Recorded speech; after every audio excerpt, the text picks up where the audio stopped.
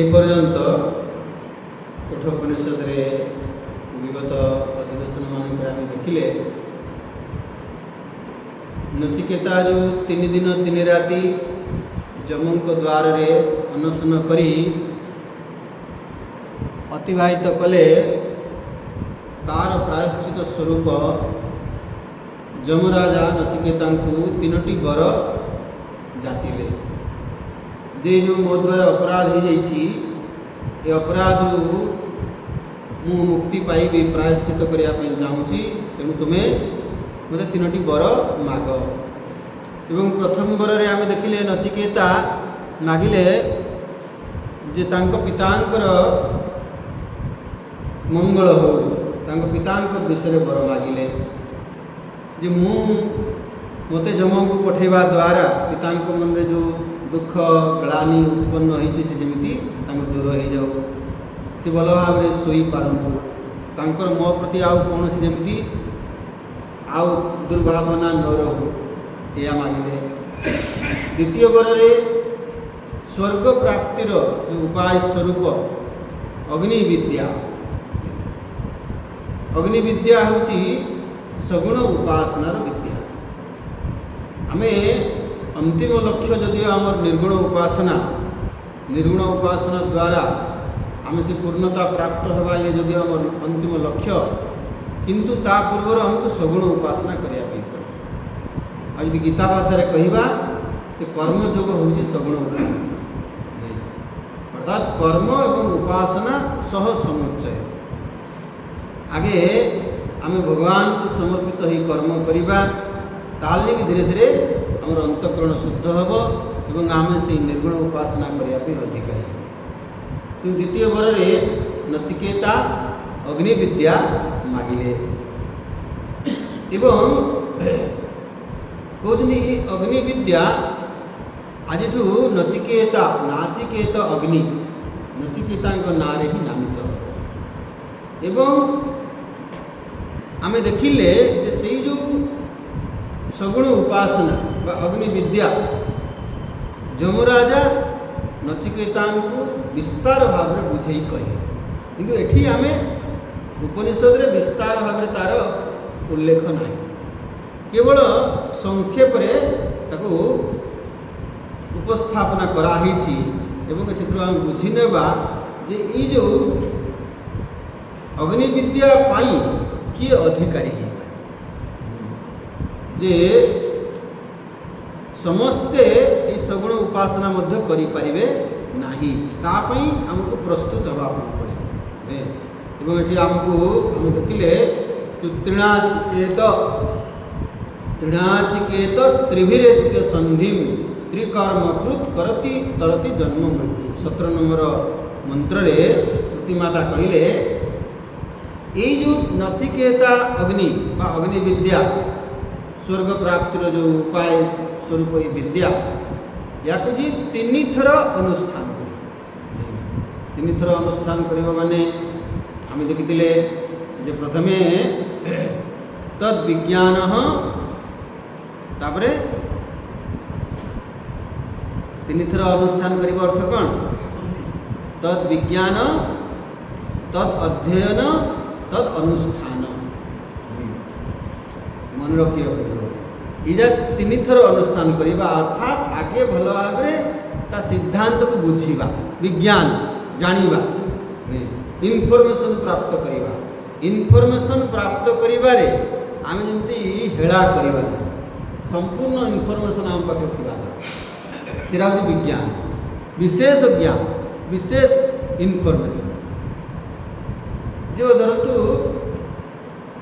एबे हमर आतंकवादी आक्रमण कले आम पाकिस्तान उपर तार प्रतिशोध नापी काउंटर आक्रमण कले सी जो इनफॉरमेशन जहाँ को दायित्व दिखाई सी इनफॉरमेशन केमिति इनफॉरमेशन है जहाँफल आम एकदम टू दी पॉइंट टार्गेट को हिट कर मैंने सी इनफॉरमेशन एक सामान्य इनफॉरमेशन हो नहीं ताकू कहते विज्ञान माने सी एमिति भाव डाटा देथिबे एमिति भाव सी ये टार्गेट कले पूरा से बिल्डिंगटा ऊपर ही है आउ ता पाखापाखि कौन सी एफेक्ट कर एमिति टार्गेट ମାନେ କେତେ ଇନଫର୍ମେସନ୍ ସଠିକ୍ ଇନଫର୍ମେସନ୍ ତାକୁ କୁହାହେଉଛି ବିଜ୍ଞାନ।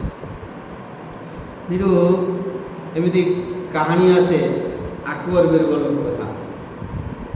ତ ବୀରବଲଙ୍କୁ ବହୁତ ସବୁ ମନ୍ତ୍ରୀମାନେ ଈର୍ଷା କରୁଥିଲେ, କହିଲେ ବାଦଶାହ ତାଙ୍କୁ ବେଶୀ ଟିକେ ୱେଟେଜ୍ ପ୍ରାଧାନ୍ୟ ଦେଉଛନ୍ତି, ଆମକୁ ଦେଉନାହାନ୍ତି, ଆମେ ବି ତ ସେ କାମ କରୁଛୁ। ତ ଆକବର ବାଦଶାହ କିଛି କହିଲେନି।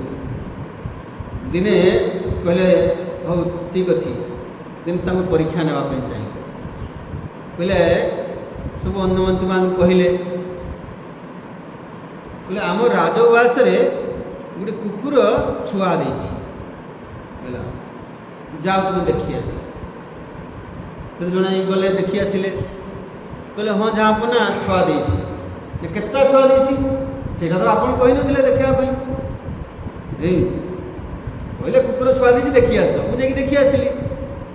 କହିଲେ ଯାଅ ତାହେଲେ କେତେଟା ଛୁଆ ଦେଇକି ଗଣି ଆସିବ। ଯାଇକି ଗଣି ଆସିଲା, କହିଲେ 6ଟା ଦେଇଛି। ଆଚ୍ଛା ସେଠୁ କେତେଟା ମାଇ କେତେଟା ଅଣ୍ଡିରା? କହିଲେ ଆଜ୍ଞା ସେଟା ତ ଆପଣ କହିଲେନି, ଆପଣ କହିଲେ କେତେଟା ଗଣି ଆସିବ। ମୁଁ ଯାଇ ଗଣି ଆସିଲି 6ଟା। କହିଲେ ଆଉ ଯାଅ ଦେଖି ଆସିବ। ସେ କହିଲେ ଆଜ୍ଞା ସେଥିରୁ 4ଟା ଅଣ୍ଡିରା 2ଟା ମାଇ। କହିଲେ ସାର୍ କେଉଁ କେଉଁ ରଙ୍ଗର? କହିଲେ ସେଇଟା ତ ଆପଣ କହିଲେନି। ତାପରେ ସେଠୁ ବୀରବଲଙ୍କୁ ପଠେଇଲେ, କହିଲେ ଯାଅ ବୀରବଲ ଦେଖି ଆସିବ ଆମ ଇଏରେ ପୋଷା କୁକୁର ସେ ଛୁଆ ଦେଇଛି। ବୀରବଲ ଯାଇକି ସବୁ ଡାଟା ପୁରା ଏକାଥରେ ଆଜ୍ଞା 6ଟା ଇଏ ଦେଇଛି, ସେଥିରୁ 4ଟା ଅଣ୍ଡିରା 2ଟା ମାଇ, ଏତିକିଟା ନାଲିଆ, ଏତିକିଟା ଇଏ ପୁରା ଇଏ ଡିଟେଲ୍ସ ଦେଇଦେଲେ ଏକାଥରେ। ସେଇଠୁ ଆକବର କହିଲେ ଦେଖିଲ ତୁମର ଆଉ ତାଙ୍କ ଭିତରେ ପାର୍ଥକ୍ୟ ଏଇଆ ଜାଣିପାରିଲ? ତୁମକୁ ଗୋଟେ କାମ ଦିଆଗଲା, ସେ କାମର ପୁରା ଏକଦମ ଡିଟେଲ୍ସ ଡାଟା ତୁମେ ଆଣିଥାନ୍ତ। ମୋତେ ବାରମ୍ବାର କହିବା ପାଇଁ ପଡ଼ିବ କେତେଟା ମାଇ କେତେଟା ଅଣ୍ଡିରା, କେତେଟା ନାଲିଆ କେତେଟା କଳା।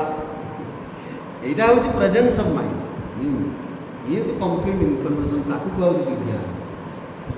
ତେଣୁ ବିଜ୍ଞାନ ମାନେ ଆମେ ଭଲ ଭାବରେ ଜାଣିବା, କହିଲେ ୟା ଇଷ୍ଟକା ୟା ଯଥାର୍ବା, କେତେଟା ଇଟା ଲାଗିବ, କେଉଁ ଦିଗରେ କେମିତି ହେବ, ସବୁ ପ୍ରସ୍ତୁତି ତା ବିଷୟରେ ଜାଣିବା ଦରକାର। ତେଣୁ ପ୍ରଥମେ ବିଜ୍ଞାନ, ତାପରେ ଅଧ୍ୟୟନ। ସେଇଟା ଇନଫର୍ମେସନ୍ ଦେଲା ପରେ ଆଉ ଯେଉଁମାନେ ବିଶେଷଜ୍ଞ ଥିବେ ସେମାନେ ଅଧ୍ୟୟନ କରିଥିବେ କେତେ କେତେ ଦିଗ। ଧରିନିଅ ଯେଉଁ ଆମେ ଯଦି ଆଟାକ୍ କରିବା, ତାପରେ ତାଙ୍କ ତରଫରୁ କେଉଁ ପ୍ରକାର ପ୍ରତିକ୍ରିୟା ହେବ, ତାପରେ ଆମେ କେମିତି ନିଜକୁ ପ୍ରସ୍ତୁତ କରିବା, ଏସବୁ ଦିଗ ଦେଖିବାକୁ ପଡ଼ିବ। ଦେଖି ସେ ବି ଚିନ୍ତା କରୁଥିବେ ଯଦି ଆମେ ଆଟାକ୍ କରିଦେଲୁ, ସେଠି ଚାଇନା ଯଦି ତାଙ୍କୁ ସପୋର୍ଟ କରିଦେଲା, ତାହେଲେ ଆମକୁ ଚାଇନା ସାଙ୍ଗରେ ବି ଲଢ଼ିବା ପାଇଁ ପଡ଼ିବ। ଆମେ ସେଥିପାଇଁ ପ୍ରସ୍ତୁତ ଅଛୁ କି? ଏ ସବୁ ଦିଗକୁ ଷ୍ଟଡି କରାଯାଏ। ତାର କନସିକ୍ୱେନ୍ସ କ'ଣ ହେବ, ତା ପରିଣାମ କ'ଣ ହେବ, ଆଉ କ'ଣ କ'ଣ ଆମକୁ ସାମ୍ନା କରିବା ପାଇଁ ପଡ଼ିପାରେ, ୟାକୁ ଷ୍ଟଡି କରାଯାଏ। ଇନଫର୍ମେସନ୍ ତାହେଲେ ବିଜ୍ଞାନ, ତାପରେ ଅଧ୍ୟୟନ, ଯାହାକୁ ଆମେ ଶ୍ରବଣ ପରେ ମନନ କରୁଛୁ। ଗତକାଲି ଆମର ଆସିଥିଲା ଛିନ୍ନ ଦ୍ୱୈଧା। ଛିନ୍ନ ଦ୍ୱୈଧା, ଏବଂ ଏ ଛିନ୍ନ ଦ୍ୱୈଧା ହେବ କେତେବେଳେ? ଯେତେବେଳେ ଆମେ ଅଧ୍ୟୟନ କରିବା ନିଜେ। ତେଣୁ ଆମେ କହୁ ବେଦାନ୍ତ ଅଧ୍ୟୟନ। ବେଦାନ୍ତ ଶ୍ରବଣ କେବଳ ନୁହେଁ, ବେଦାନ୍ତ ଅଧ୍ୟୟନ। ଅଧ୍ୟୟନ ମାନେ ଆମେ ଖାଲି ଶୁଣିବାରେ ସୀମିତ କରି ରଖିବାନି। ପ୍ରବଚନ ହେଲା ମାନେ ଆପଣ ଖାଲି ଶୁଣିବେ, ଶୁଣିବେ ଦେଖିବେ ଆପଣ ଭୁଲିଗଲେ ବି ଚଳିବ। କିନ୍ତୁ ବେଦାନ୍ତ ଶ୍ରବଣ ହେଲା ଫାଷ୍ଟ ଷ୍ଟେପ୍ କାମ, ତାପରେ ମନନ। ମନନ ଦୁଇଟା କଥା କହିଛି, ମନନ ଚିନ୍ତନ। ସେଥିରେ ଦୁଇଟା ଯାକ ଫଙ୍କସନ୍ କରିବ। ମନ ବି ମନରେ ମନନ କରିବେ, ମାନେ ଯାହା ଶୁଣିଥିଲେ ଡାଟା ଥିଲା ତାକୁ ମନେ ପକେଇବେ।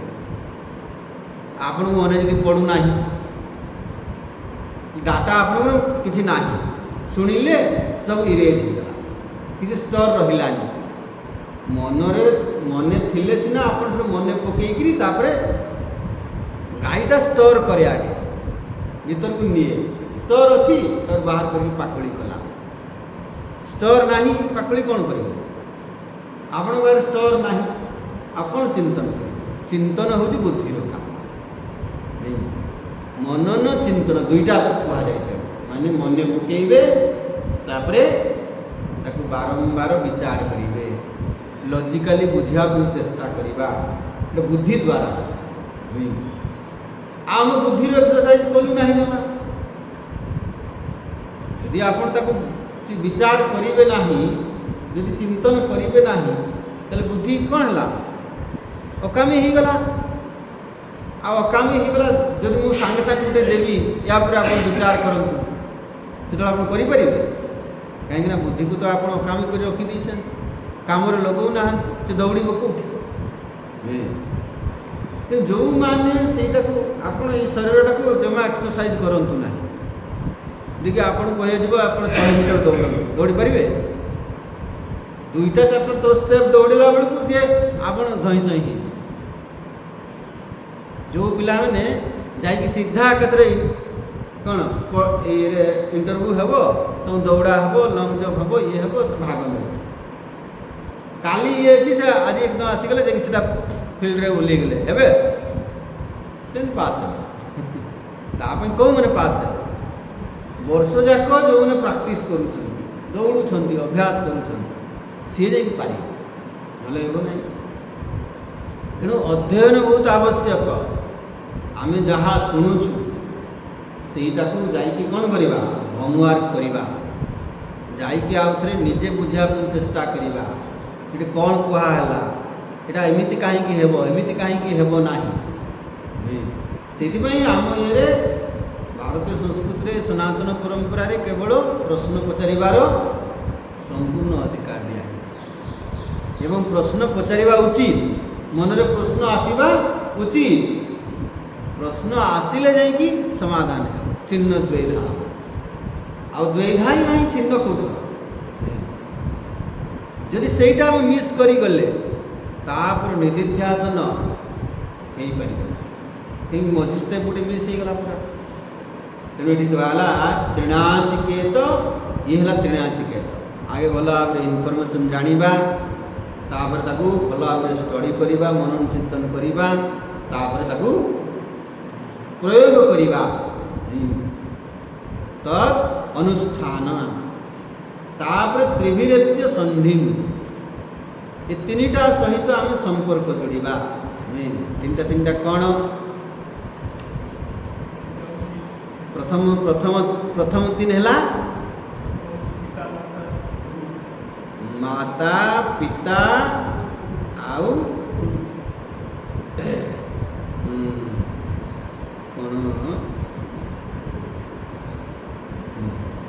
मातृ पितृ आचार्य माता पिता आचार्य ये प्रथम ये संधि माने यही मानक सहित आमे तांकर अनुशासन रहिबा प्रथम गुरु हेले माँ बाल्य काल से मातृभाषा शिखेले प्रथमे तांकर अनुशासन रहिबा तापरे पिता हेले गुरु तांकर अनुशासन रहिबा तापरे आचार्य द्वितीय ये है वेद स्मृति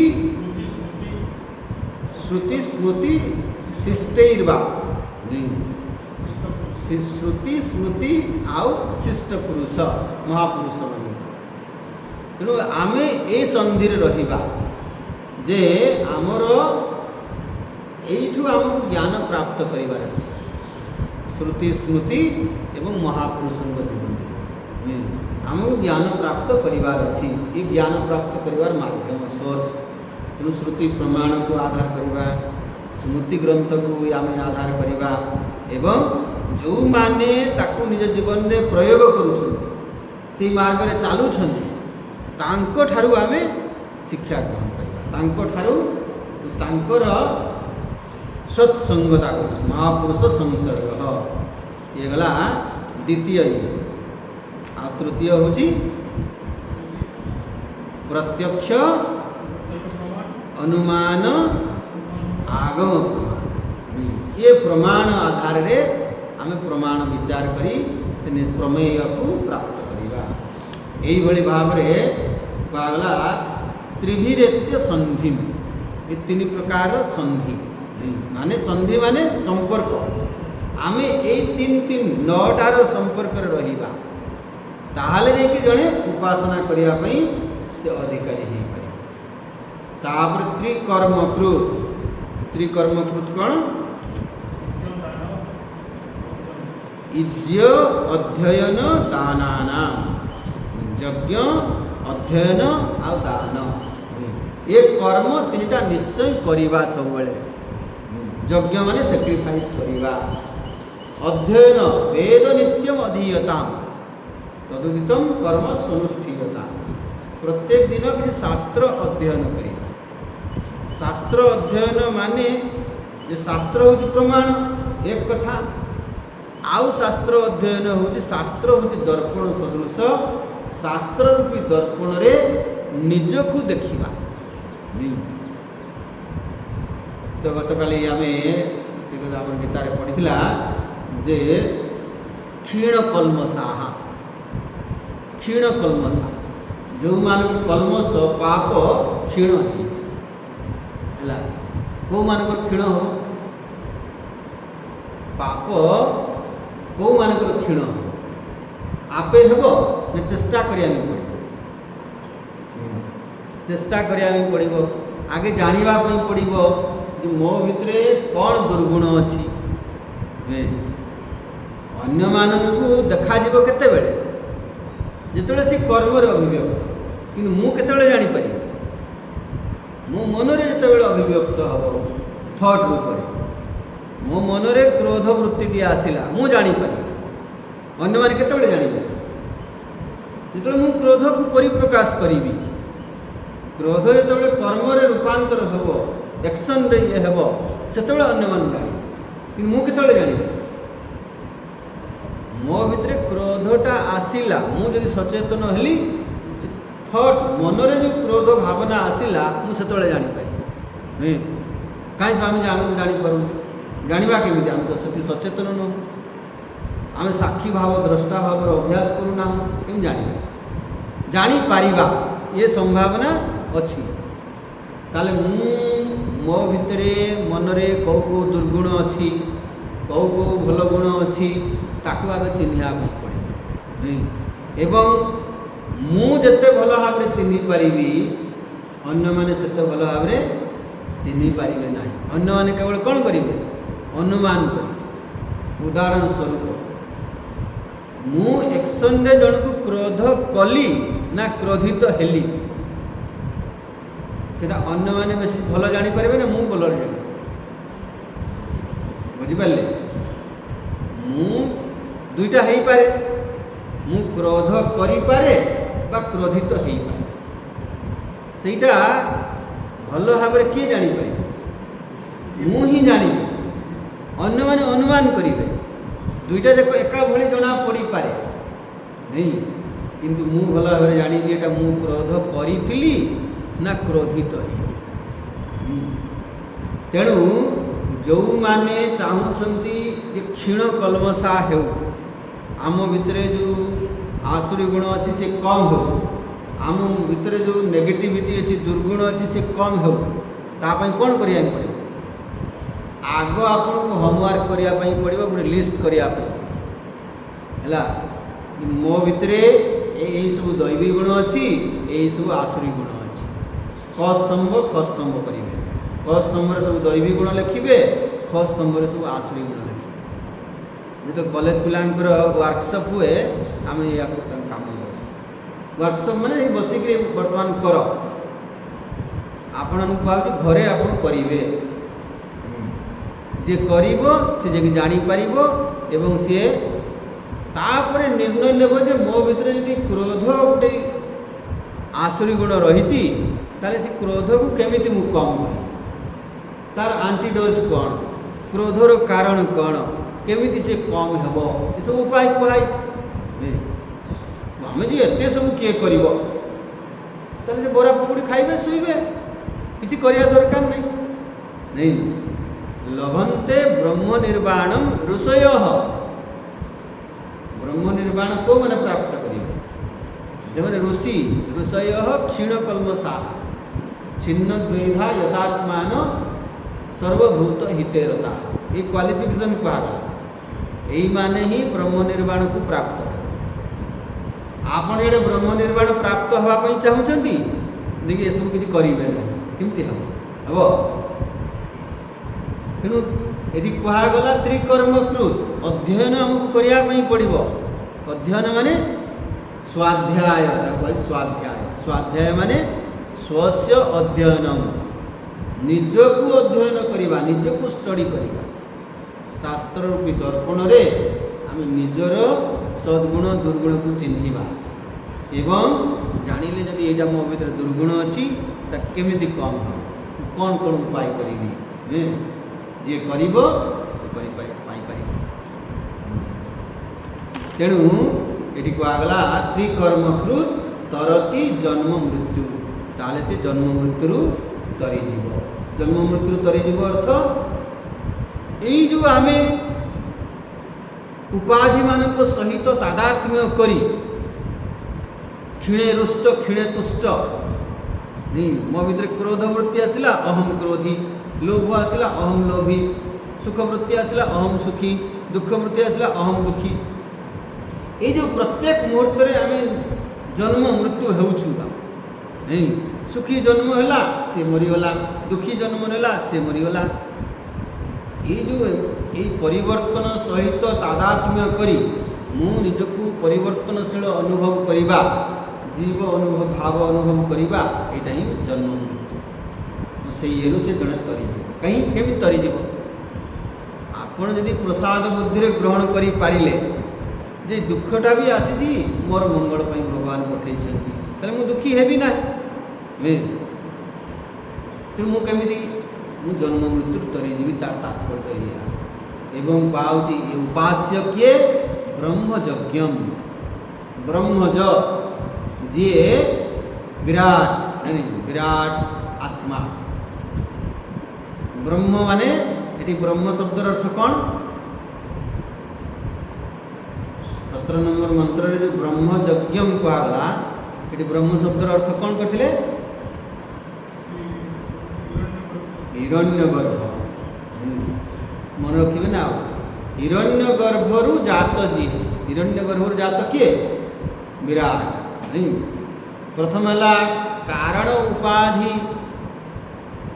कारण उपाधि उपहित चैतन्य समष्टि कारण उपाधि उपहित चैतन्य ईश्वर समष्टि सूक्ष्म शरीर उपाधि उपहित चैतन्य है हिरण्यगर्भ समष्टि स्थूल शरीर उपाधि उपहित चैतन्य विराट नहीं तेणु ये विराट कथा कह विराट आत्मभाव आम उपास्य आमर किए हे से विराट पुरुष माने मोर जो उपास्य जो ईश्वर से संपूर्ण जगत रूप अभिव्यक्त होती भाव में मोर ईश्वर को देखी ग्रहण करी एवं उपासना करी अर्थात मो ईश्वर जगन्नाथ केवल पुरी जगन्नाथ मंदिर नुहंती ठाकुर घरे केवल नुहंती जगन्नाथ कौटी अच्छा संपूर्ण जगत में परिव्याप्त सी ही गछ लता कीट पतंग पशु पक्षी साप बिछा सब रूप ही आसी साप भी किए मो जगन्नाथ सापटा को कहीं केमती आगे जगन्नाथ बोली मानिबा सापटा देखले तो से आम कामुड़ा गड़ौची से कामुड़ा जगन्नाथ साप हूँ कामुड़ा जगन्नाथ किंतु आपण ताको सही भली भाव में देखिए ग्रहण करेंगे इड्यम सी होती पूज्यम से देवम से चेतन जगत माने निर्जीव केवल नुहे आदि खाली पंचभौतिक नुहे ये किए साक्षात ईश्वर पत्थरटा भगवान रूप भगवान ही पत्थर रूप में आसी तेणु आम भाव पत्थरटा गोड़े मारी दियो ना सी मो भगवान यही भावनार सहित निजा एमाम इड्यम विदित्वा प्रथमे भला भाव एमती बुद्धि रे जानिबा एवं ता अनुसार आम जीवन यापन करवा उपासना करवा तो शांति अत्यंत मेति ये से अत्यंत शांति को प्राप्त हुए यही भाव मृत्यु पाशान पुरतः प्रणद्य ଶୋକାତିଗ ମୋଦତେ ସ୍ୱର୍ଗଲୋକେ। 14 ନମ୍ବରରେ ତାର ଫଳଶ୍ରୁତି ଏସବୁ କୁହାଯାଇଛି। ତାହେଲେ ମୃତ୍ୟୁ ପାଶରୁ ସେ ତରିଯାଏ। ଏବଂ ମୃତ୍ୟୁ ପାଶର ଏଠି ଭଗବାନ ଶଙ୍କରାଚାର୍ଯ୍ୟ କ'ଣ ଅର୍ଥ କରିଥିଲେ? ମୃତ୍ୟୁ ପାଶ କ'ଣ କାହାକୁ କୁହାଯାଇଥିଲା? ଅଧର୍ମ, ଅଜ୍ଞାନ, ରାଗ, ଦ୍ୱେଷାଦି ଲକ୍ଷଣାନ୍, ଇଏ ମୃତ୍ୟୁ ପାଶ। ପ୍ରଥମ ଯେ ଅଧର୍ମ ହେଉଛି ମୃତ୍ୟୁର ପାଶ। ଅଧର୍ମ ରୂପୀ ମୃତ୍ୟୁ ପାଶରେ ଆମେ ବାନ୍ଧିଛୁ। ଏବଂ ଅଧର୍ମ କାହିଁକି ହେଉଛି ନା ଅଜ୍ଞାନ କାରଣରୁ।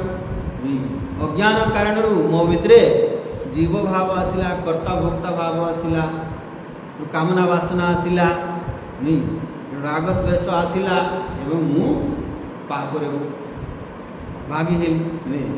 ଇଏ ହେଉଛି ମୃତ୍ୟୁ। ତେଣୁ ମୃତ୍ୟୁର ଆରମ୍ଭ କେଉଁଠୁ ହେଲା? ଅଜ୍ଞାନ। ଅଜ୍ଞାନ ହିଁ ମୃତ୍ୟୁର ମୂଳ ଫାଶ। ଯଦି ଆମେ ମୃତ୍ୟୁ ଫାଶରୁ ଉଦ୍ଧାର ପାଇବା ପାଇଁ ଚାହୁଁଛୁ ତାହେଲେ କ'ଣ କରିବାକୁ ପଡ଼ିବ? ଅଜ୍ଞାନକୁ ଦୂର କଲେ ସମ୍ପୂର୍ଣ୍ଣ ହେବ। ୟାକୁ ଭଗବାନ ଶଙ୍କରାଚାର୍ଯ୍ୟ ଆଉ କେଉଁଠି କହିଛନ୍ତି? ଅଜ୍ଞାନ କାମ କର୍ମ। ଅଜ୍ଞାନ କାରଣରୁ କାମନା, କାମନା କାରଣରୁ କର୍ମ, କର୍ମ ହେଲା ପୁଣି ଫଳ ଭୋଗ କଲେ, ଆସକ୍ତି ହେଲା, ପୁଣି ଆଉଥରେ କାମନା ବଢ଼ିଲା, ପୁଣି ଅଜ୍ଞାନଗ୍ରସ୍ତ ହେଲେ, ଏମିତି ଚକ୍ର ଚାଲିଛି। ଇଏ ହେଉଛି ମୃତ୍ୟୁ ଫାଶ। ତେଣୁ ମୃତ୍ୟୁ ଫାଶରୁ ଜଣେ କେମିତି ଉଦ୍ଧାର ପାଇବ? ଯେତେବେଳେ ସେ ଉପାସନା କରିବ, ଅଜ୍ଞାନତାର ଦୂର ହେବ। ଯେଉଁ ଆମେ ନିଜକୁ କୂପମଣ୍ଡୁକ ପରିଚ୍ଛିନ୍ନ ଭାବରେ ଲିମିଟେଡ଼ ମାନୁଥିଲେ, ଏବେ ଆମେ ବ୍ୟାପକ ହେଇଯିବା। କାହିଁକି? ମୁଁ କିଏ? ମୁଁ ବିରାଟ ଗୋଟେ ପାର୍ଟ, ମୁଁ ଛୋଟିଆଟିଏ ନୁହେଁ। ଯେତେ ଆମେ କଣ୍ଟ୍ରାକ୍ସନ୍ ହେଇଯିବା, contraction is death, expansion is life. ମୁଁ ନିଜକୁ ଏକ୍ସପାଣ୍ଡ କରିପାରିଲି, ମୁଁ କିଏ? ମୁଁ ସେ ବିରାଟ ଗୋଟେ ଅଂଶ। ତାହେଲେ ଏଇଭଳି ଭାବରେ ମୃତ୍ୟୁ ପାଶାତ୍ ପୁରତଃ ପ୍ରଣୋଦ୍ୟ। ପୁରତ ମାନେ ଦେହପାତାତ୍ ପୂର୍ବ, ମରିବା ପୂର୍ବରୁ ଜଣେ ଏହି ମୃତ୍ୟୁ ପାଶରୁ ଉଦ୍ଧାର ପାଇଯିବ। ଶୋକାତିଗୋ ମୋଦତେ ସ୍ୱର୍ଗଲୋକେ। ଶୋକାତିଗ ବୋଲେ ମାନସୈ ଦୁଃଖୈଃ ବର୍ଜିତ।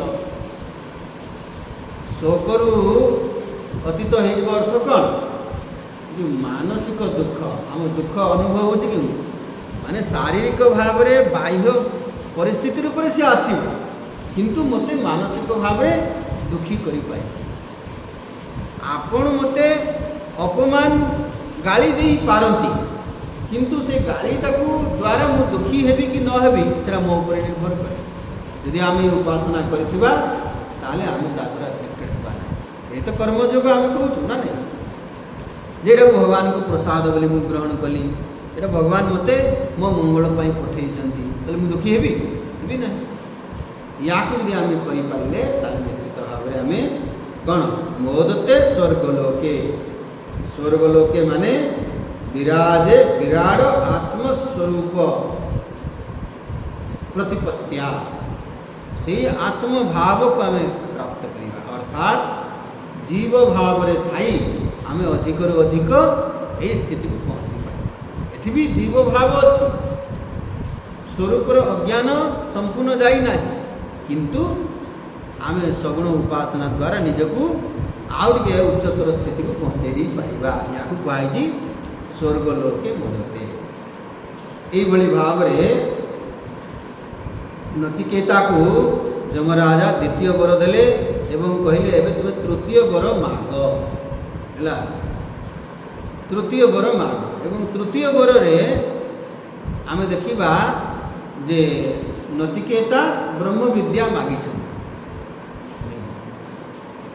ତ ବ୍ରହ୍ମବିଦ୍ୟା ପ୍ରକରଣ ଆରମ୍ଭ କରିବା ପୂର୍ବରୁ ଭଗବାନ ଶଙ୍କରାଚାର୍ଯ୍ୟ ସଙ୍ଗତି ଭାଷ୍ୟ ଲେଖିଛନ୍ତି, ଯେଉଁଟା ଆମେ ଗତ ଅଧିବେଶନରେ ଟିକେ ଦେଖିଥିଲେ, ଆଲୋଚନା କରି ଯେ ଏଠି କୁହାଗଲା ସଗୁଣ ଉପାସନା କରି ମଧ୍ୟ ଜଣେ ମୃତ୍ୟୁ ପାଶରୁ ଉଦ୍ଧାର ପାଇଯିବ, ଶୋକରୁ ମୁକ୍ତ ହେଇଯିବ, ସ୍ୱର୍ଗଲୋକେ ମୋଦତେ। ଯଦି ଏସବୁ ହେବ ତାହେଲେ ପୁଣି ବ୍ରହ୍ମବିଦ୍ୟା କ'ଣ ଦରକାର? ପ୍ରଶ୍ନ ଉଠିବ କି ନାହିଁ? ଯଦି ଏହି ଆମର ଅଲ୍ଟିମେଟ୍ ଗୋଲ୍ ହାସଲ ହେଇଯିବ, आम तो चाहूँ मृत्यु फाशर उद्धार होगा, आम तो चाहूँ शोक मुक्त हो, आम तो चाहूँ स्वर्ग सुख को अनुभव करवा। यदि ये सब यही सगुण उपासना निर्गुण उपासनार आवश्यकता कौन?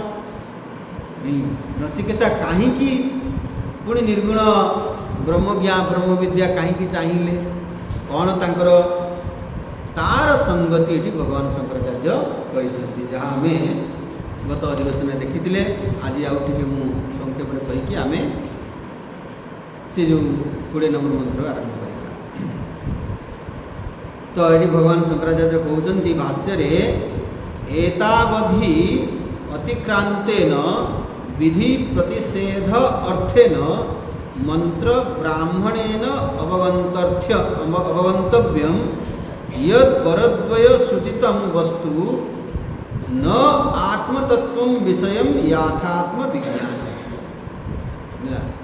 मुझे आपण ये व्हाट्सएप रे पठे दी यहाँ फोटो उठे मुझे फोटो उठे पठे कौन चिन्मय गुरुपाद ग्रुप ये जो पर्सन टाक ये देखिए बोले मुझे लिखि रखी करना।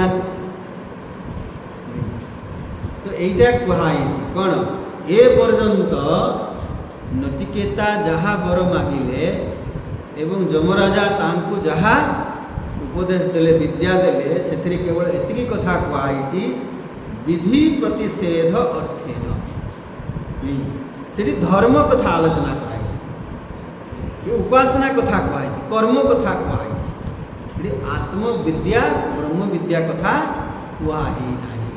ए पर्यंत विधि प्रतिषेध होची कौन? ये धर्म शास्त्र विधि निषेधात्मक शास्त्र। विधि निषेध कहा जे कर्ता है कि बस जे जीव ही कि बसी तापई विधि निषेध डूज एंड डोंट्स एटा करवा उचित एटा करवा उचित नुहे। कौ कर्ता पई कोटा कर्तव्य, कौ कर्ता पई कोटा कर्तव्य नुहे नहीं, कोटा स्वधर्म कोटा परधर्म। मु कर्ता हली सन्यासी मो पई जोटा कर्तव्य आपण को पई सेरा कर्तव्य नुहे नहीं कि तेणु कर्ता अनुसार कर्तव्य बदली जीव। ये विधि निषेध कहा पाई जे कर्ता ही कर्म जार कर्तृत्व भाव ना ताप विधि निषेध ना। तेणु ए पर्यंत जो कथा कहगला से विधि निषेध अर्थेन मंत्र ब्राह्मणेन अवगंतव्य। मंत्र भाग ब्राह्मण भाग उपनिषद भाग कहुई ना पर्यंत।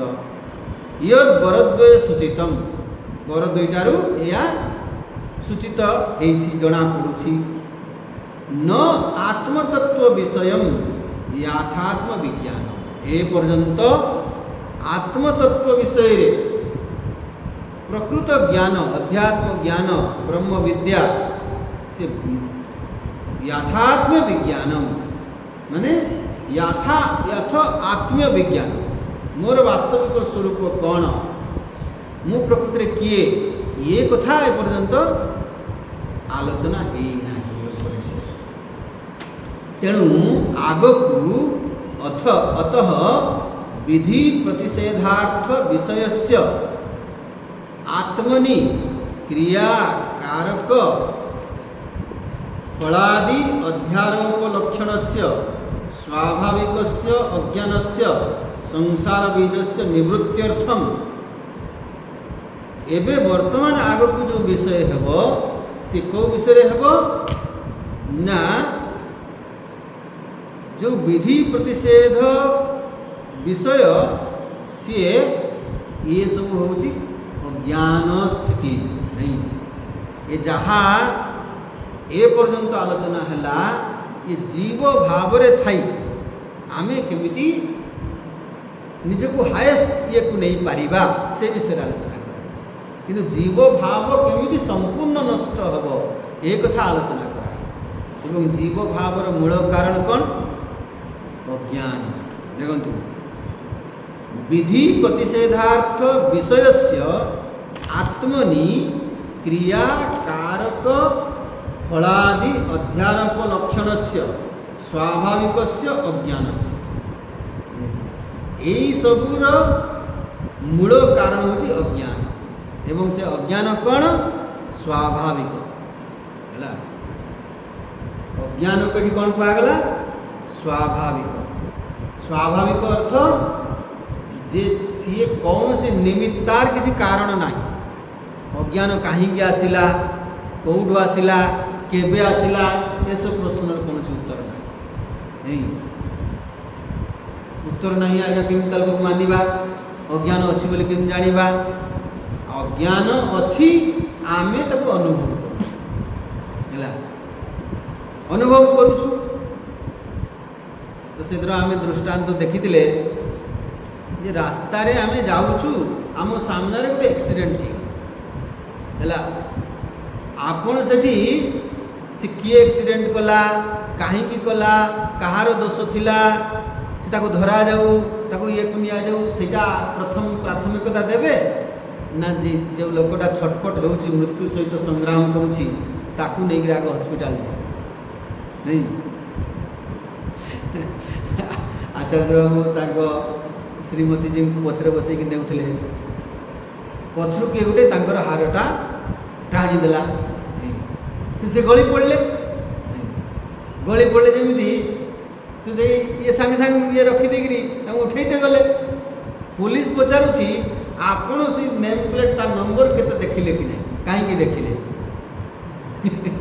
କହିଲେ ଆରେ ମୋ ସ୍ତ୍ରୀ ଏଡ଼େ ଗଳିଗଲାଣି, ଗଳିଗଲା ତଳେ, ତା ମୁଣ୍ଡ ଫାଟିଛି, କ'ଣ ମୁଁ ଆଗେ ତାକୁ ଉଠେଇବି ନା ତୁମର ନମ୍ବର ପ୍ଲେଟ୍ ତା ପଛରେ ଗୁଡ଼େଇବି? କେଉଁଟାକୁ ପ୍ରାଧାନ୍ୟ? ଯେଉଁଟା ପ୍ରଥମ ସେଟା ଆମେ କାମ କରିବା। ସେଇଥିପାଇଁ ଏବେ ନିୟମ ହେଇଯାଇଛି, ଯଦି ଆପଣ ଆକ୍ସିଡେଣ୍ଟ ହେଲା, ଜଣେ ଲୋକକୁ ନେଇକରି ହସ୍ପିଟାଲ ଗଲେ, ଆପଣଙ୍କୁ ପୁରସ୍କାର ମିଳିବ। ଏଇଟା ଜାଣିଛନ୍ତି ନା? ରିୱାର୍ଡ଼ ପୁରସ୍କାର ମିଳିବ ଏବେ ଘୋଷଣା ହେଇଛି। ଆପଣଙ୍କୁ କିଛି ଇଏ କରାଯିବ ନାହିଁ, ସେଥିରେ ଏକ୍ୟୁଜ୍ କରାଯିବନି, ସାକ୍ଷୀ ପ୍ରମାଣ କିଛି ଦେବା ପାଇଁ ପଡ଼ିବନି, ବରଂ ଆହୁରି ପୁରସ୍କାର ମିଳିବ। ଆଗରୁ ଏଇଟା ନଥିଲା। ଆଗରୁ ଆପଣ କିଏ ସେଇଟା ସେ କେମିତି ଆକ୍ସିଡେଣ୍ଟ ହେଲା ସେଥିପାଇଁ ଲୋକ କେହି ଉଦ୍ଧାର କରିବା ପାଇଁ ଯାଉନଥିଲେ। ଏବେ ସରକାର ଏଟାକୁ ବୁଝିଲେ ଏବଂ ପୁରସ୍କାର ଘୋଷଣା କରିଛନ୍ତି। ଆପଣ ଯଦି ନେଇକି ହସ୍ପିଟାଲ ଗଲେ ତାହେଲେ ଆପଣଙ୍କୁ ପୁରସ୍କାର ପଇସା ମିଳିବ। ସେଥିରେ ଦେଖାଯିବନି ଯେ କିଏ ଆକ୍ସିଡେଣ୍ଟ କଲା, ଆପଣ କାହିଁକି ଆଣିଲେ ପଚାରିବେ ନାହିଁ, ବରଂ ପୁରସ୍କାର କାହିଁକି ଏଇଟା କରାଗଲା। ଏଇଟା ହେଉଛି ପ୍ରାଥମିକତା। ଜଣେ ଲୋକର ଜୀବନ ବଞ୍ଚେଇବା ଏଇଟା ପ୍ରଥମ କର୍ତ୍ତବ୍ୟ, ପରେ ଆଉ କିଛି ନାଇଁ। ସେ ତାଙ୍କର ପୁଲିସ ବିଚାର କରିବେ କାହାର ଭୁଲ ଥିଲା, ସେ କାହିଁକି କ'ଣ ଦଣ୍ଡ ଦିଆଯିବ, ସେଟା ପୁଲିସ ବିଚାର କରିବେ, କିନ୍ତୁ ଆମର ସେଟା ବିଚାର କରିପାରିବେ। ସେଇଭଳି ଅଜ୍ଞାନ କେଉଁଠୁ ଆସିଲା, କେମିତି ଆସିଲା, କାହିଁକି ଆସିଲା, ଏଇଟାକୁ ବିଷୟରେ ଭାବିବା ବୁଦ୍ଧିମାନି ନା ଆମେ ଅଜ୍ଞାନ ଦ୍ୱାରା ଗ୍ରସିତ ହେଉଛୁ, କେମିତି ସେ ଅଜ୍ଞାନରୁ ଆମେ ମୁକ୍ତ ହେବା ତା ପାଇଁ ଉପାୟ।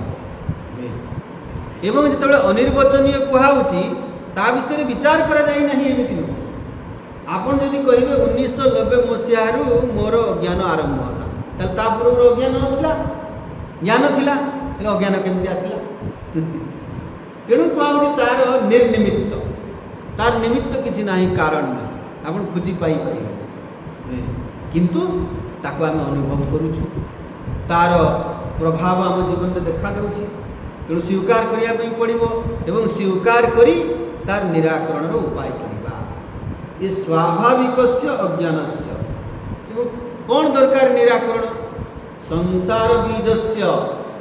ଇଏ ସଂସାରର ବୀଜ, ମାନେ ମୁଁ ଯେଉଁ ବର୍ତ୍ତମାନ ସଂସାରୀ ନିଜକୁ ଅନୁଭବ କରୁଛି, ମୁଁ ନିଜକୁ ପରିବର୍ତ୍ତନଶୀଳ ଅନୁଭବ କରୁଛି, ସୁଖୀ ଦୁଃଖୀ ମାନି ଅପମାନି ଅନୁଭବ କରୁଛି, ଏସବୁର ମୂଳ କାରଣ ହେଉଛି କ'ଣ? ଅଜ୍ଞାନ। ତାର ନିବୃତ୍ତ୍ୟର୍ଥମ୍। ଏବଂ ତା ପୂର୍ବରୁ ଆଉ ଗୋଟେ କଥା କୁହାଗଲା, ଏ ଅଜ୍ଞାନର ସ୍ଥିତି କେମିତି? କ୍ରିୟା ଆତ୍ମନି କ୍ରିୟାକାରକ ଫଳାଦି ଅଧ୍ୟାରୋପ ଲକ୍ଷଣସ୍ୟ।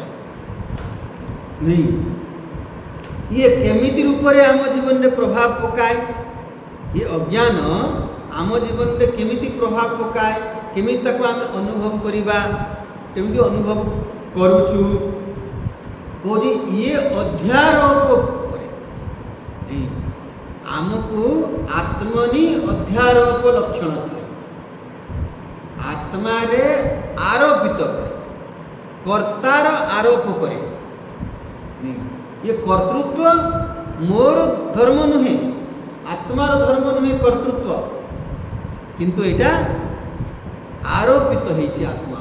मु जो निजको कर्ता बोली मानुछि, ये आत्मार धर्म कर्तृत्व आत्मार धर्म नुहे, एटा आरोपित होइछि। कहार धर्म एटा? ये क्रिया बा कर्तृत्व, एटा क्रिया कोठी होउछि, कोठी होउछि? कहार क्रियाटा आत्मा ऊपर आरोपित है कि मु निजको कर्ता बोली कहूछि, क्रियाटा कोठी होउछि?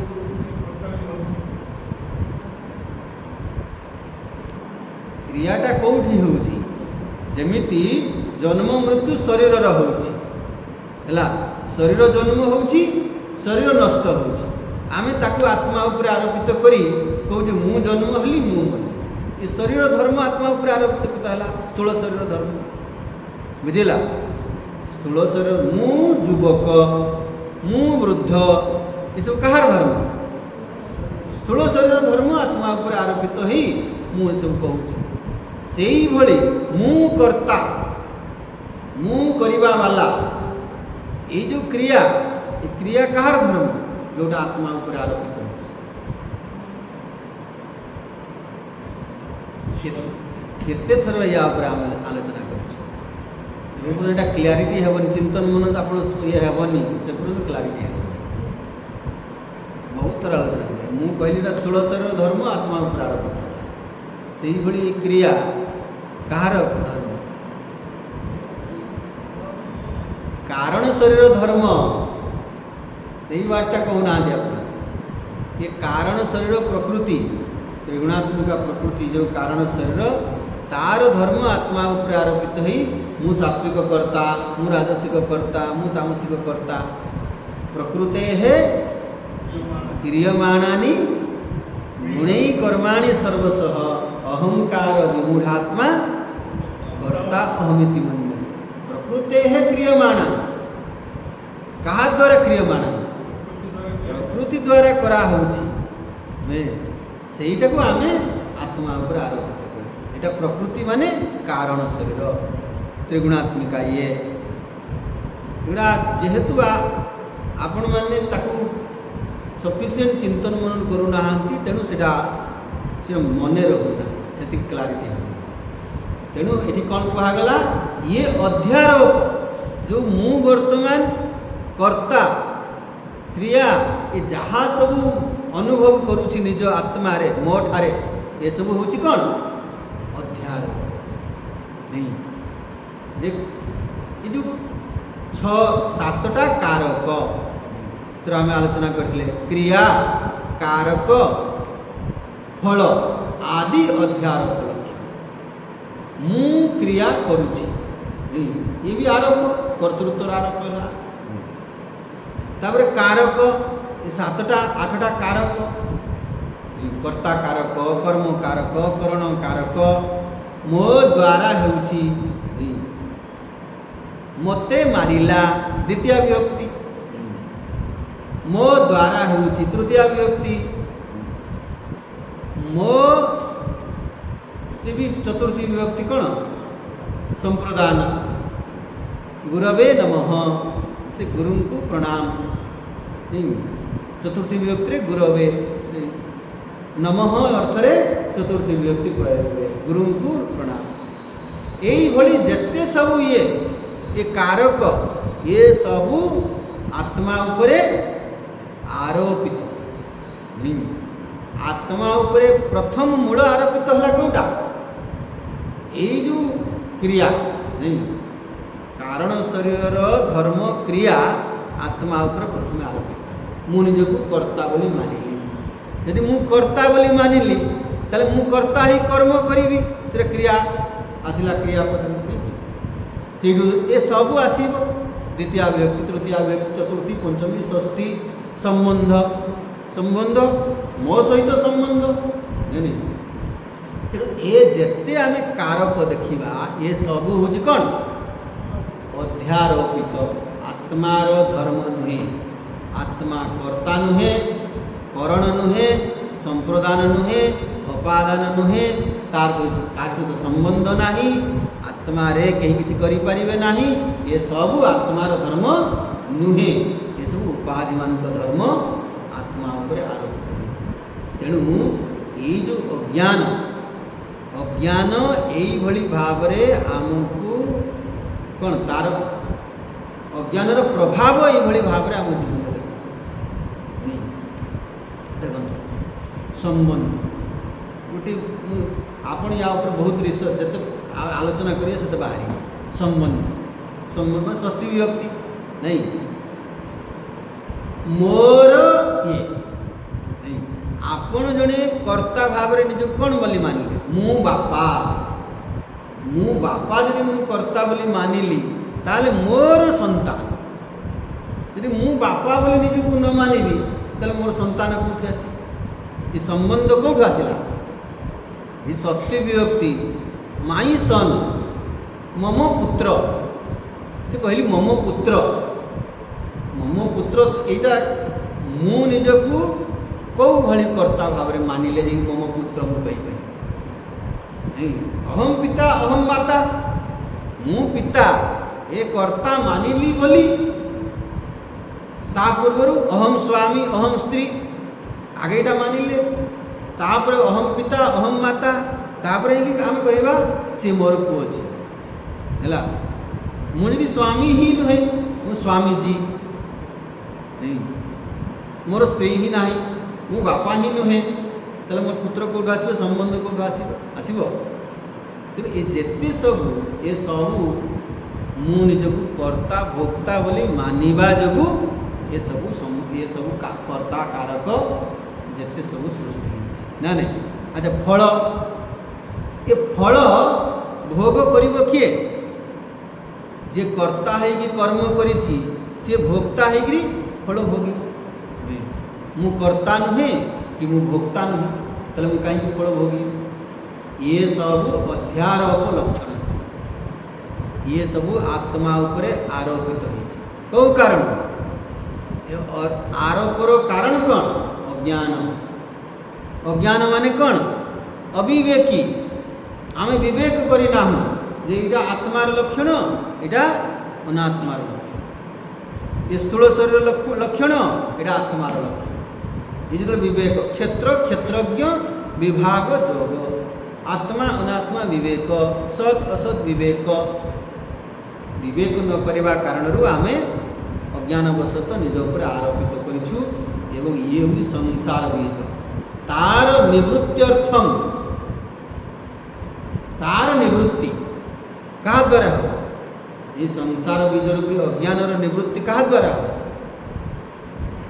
ज्ञान द्वारा आत्मज्ञान हेले अज्ञान नष्ट हम एवं अज्ञान कारण ये सब जो आरोप ये जो सब संसार बीज ये सब ये आउ तद विपरीत तार विपरीत ब्रह्म आत्मा एकत्व विज्ञानम मु ही अहम ब्रह्मास्मिर अनुभव विज्ञान ये ब्रह्म विद्या द्वारा कौन हम ये विज्ञान अनुभव हम कौन अनुभव मु परिच्छिन्न जीव नुहे मु कर्ता नुहे मु भोक्ता नुहे मु किए मु से सच्चिदानंद स्वरूप ब्रह्म ये विज्ञान हम क्रिया कारक फल अध्यारोप लक्षण शून्य ताले ये जो अज्ञान कारण आम उपर आरोप होता अध्यारोप से सब कौन हम दूर हम ब्रह्म विद्या आउ कही आत्यंतिक निश्रेयस प्रयोजन आत्यंतिक निश्रेयस श्रेय परम कल्याण आम क्या द्वारा जो आम अज्ञान आमर चली नहीं जीव भाव मुक्त होगा अहम ब्रह्मास्मि आत्यंतिक श्रेयस प्रयोजन ताले कौन आत्यंतिक दुख निवृत्ति परमानंद प्राप्ति यहीटा ही उद्देश्य आम ये ब्रह्म विद्या हासिल करवा आत्यंतिक निश्रेयस प्रयोजन वक्तव्यम उत्तर ग्रंथ आरभ्य यही उद्देश्य परवर्ती प्रसंग आरंभ कराइछि माने आमे ब्रह्म विद्या काहींकी हासिल करिबा काहींकी पढ़िबा एटा आगो क्लियर हेबा जदि सेति क्लियर आमर न हेछि ताले सेतिकी आमे तो गुरुत्व दे पारिबा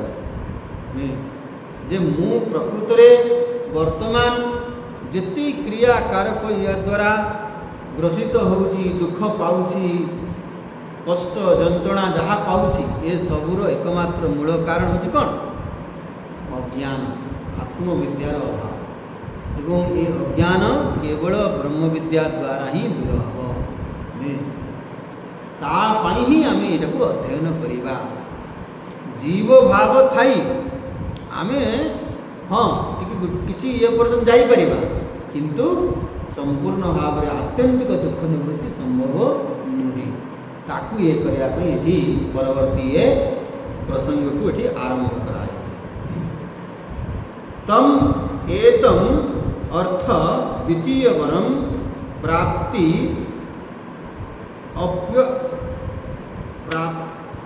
प्राप्ति अप्यकृतार्थत्वं प्राप्त्य अपि अकृतार्थत्वं तृतीय वर गोचरम आत्मज्ञानम अंतरेण इति आख्यायिकया प्रपंचयति। तो कौन कहा तम एतम अर्थम द्वितीय वरम प्राप्ति अपि अकृतार्थत्व द्वितीय वर पाई सारा परे भी नचिकेतांकर कृतार्थता आसिला नाही कृतकृत्यता आसिला नाही जे मु जहाँ परिवार थिला जहाँ पाइबार थिला पाइगली मोर आ किसी दरकार ब्रह्म विद्या मु कौन करी कृतकृत्य जे जहाँ मोर परिवार थिला करिगली जहाँ पाइबार थिला पाइगली मोर आ किसी पाइबार नहीं किसी परिवार नहीं इटा आम टे आसंता काली भल के देखा जे द्वितीय वर मागिला परे नचिकेता को यमराजा द्वितीय वर दे सारा परे मध्य नचिकेता पूर्ण तृप्ति पाई पारे ना कृतकृत्यर अनुभूति हो पारा नहीं माने परिपूर्णतार अनुभूति है नहीं हो पार जीव भाव जो पर्यंत अच्छी से पर्यंत पूर्णतार अनुभूति हो पार ना तेणु आग को जो आख्यायिका कहुई जे नचिकेता को यमराजा अनेक प्रलोभन देखले किंतु नचिकेता प्रलोभन रे पड़े ना से कहले मोर केवल ब्रह्म विद्या ही दरकार कहीं ना नचिकेता भल भाव में बुझी सारी जे ब्रह्म विद्यार महत्व कौन जे ए जेते सब आमे हासिल करी नहीं जीवा भी से कृतकृत्यतार अनुभूति यही पारिब ना जो पर्यंत आमर अज्ञान न जाइछि जीव भाव न जाइछि एवं ये अज्ञान जीव भाव जीव केतेबेले ब्रह्म विद्या तेणु ये भगवान शंकराचार्य कहते द्वितीय वर पाइला परे मध्य जेहेतु नचिकेतांकर से कृतकृत्यार अनुभूति एला नाही तेणु सी तृतीय वर मागिले एवं तृतीय वर देवा पूर्वर यमराजा अनेक प्रकार प्रलोभन देखे जे तुम्हें यहाँ ब्रह्म विद्या मागना किंतु नचिकेता से जमा यमराजा से लोभरे प्रलोभन जमा से मोहित हेले नाही एवं से दृढ़ ये जे मोर ब्रह्म विद्या ही दरकार से भली आमे यदि सगुण उपासना रे जहाँ हासिल कर नहीं गले से कृतकृत्य हो गले ताले आम ब्रह्म विद्या चाहिए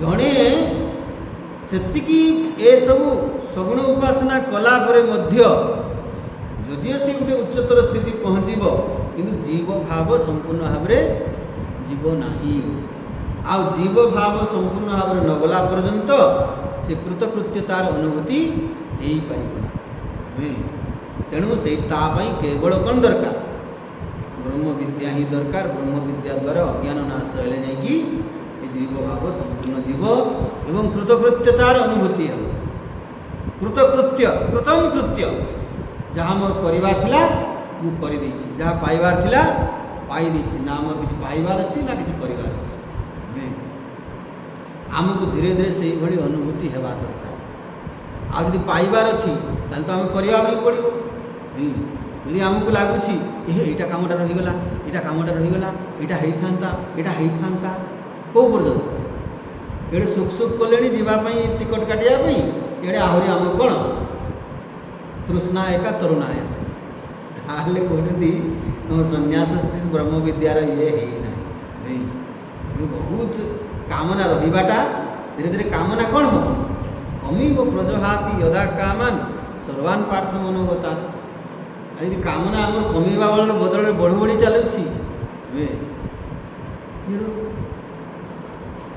छुआटा किसी कला ना नातीटा एमती है कौन हम सब मुंडे आप मुंडे कि नहीं दुनिया सारा मुंडियापी आप आमको से लगुच ताने कर्तृत्व भी बहुत आई कर्तृत्व को शिथिल करने तो आम कर्मयोग कर मालिक सी मुझे सेवक ये शिथिल होना जीवक सी आम से ही बाहरी पार्म